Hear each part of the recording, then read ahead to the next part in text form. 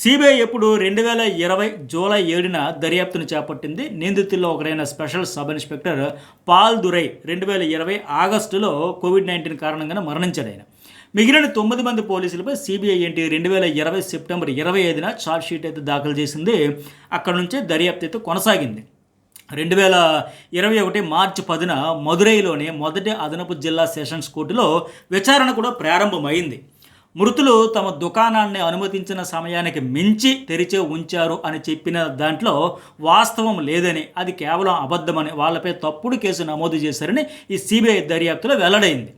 ఈ ఘటనను ప్రత్యక్షంగా చూసిన ఒక మహిళా కానిస్టేబుల్ వాంగ్మూలం కూడా, మెయిన్ ఆ మహిళా కానిస్టేబుల్ వాంగ్మూలం ఈ కేసులో అత్యంత కీలకమైంది.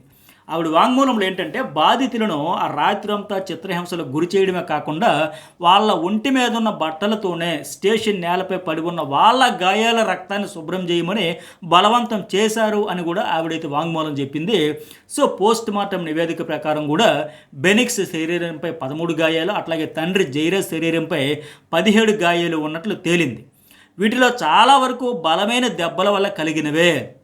వాటి వల్ల తలెత్తిన సమస్యలే వాళ్ళ మరణానికి కారణమైనట్లు ఆ పోస్ట్ మార్టం రిపోర్ట్ అయితే వెల్లడించింది. సో జైరాజ్ మరణం తర్వాత అతని భార్య సెల్వరాని పోస్ట్ మార్టం పరీక్షను కూడా వీడియో తీయాలని కోరుతూ మద్రాస్ హైకోర్టును ఆశ్రయించింది. అట్లాగే మదురై బెంచ్ను కూడా ఆశ్రయించారు. ఈ నేపథ్యంలో 2020 జూన్ 24న ఈ విషయాన్ని సుమోటోగా స్వీకరించిన justice PN Prakash, justice B పుగలేందిలితో కూడిన ధర్మాసనం అప్పటి తూత్తుకుడి సూపరింటెండెంట్ ఆఫ్ పోలీస్ నుంచి నివేదిక కోరింది. ఆ దర్యాప్తును కోర్టు నిశ్చితంగా పర్యవేక్షిస్తుందని కూడా ముందే పేర్కోవడం కూడా జరిగింది. దీంతో మద్రాసు హైకోర్టు ఆదేశాల ప్రకారం రాష్ట్ర సిబిఐ-సిఐడి నుంచి దర్యాప్తునైతే స్వీకరించిన central bureau of investigation CBI ఈ కేసుకు సంబంధించి 10 మంది పోలీసుల మీద కూడా ఎఫ్ఐఆర్ నమోదు చేసి పోలీసులు అయితే అదుపులోకి తీసుకుని 9 మంది, మొత్తం అందులో 4 ఇన్స్పెక్టర్లు, ఒక 2 హెడ్ కానిస్టేబుల్, 4 పోలీసులు సహా 10 మంది ఉంటే, నన్ను స్టార్టింగ్లో చెప్పినట్టు ఒక ఆయన మరణించాడు కరోనా వల్ల.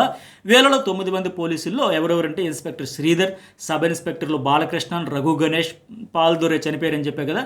మిగతా పోలీసుల్లో మురుగన్, సమదురై, ముత్తరాజ, చల్లదురై, థామస్ ఫ్రావిన్స్, వేలిముత్తు ఉన్నారు.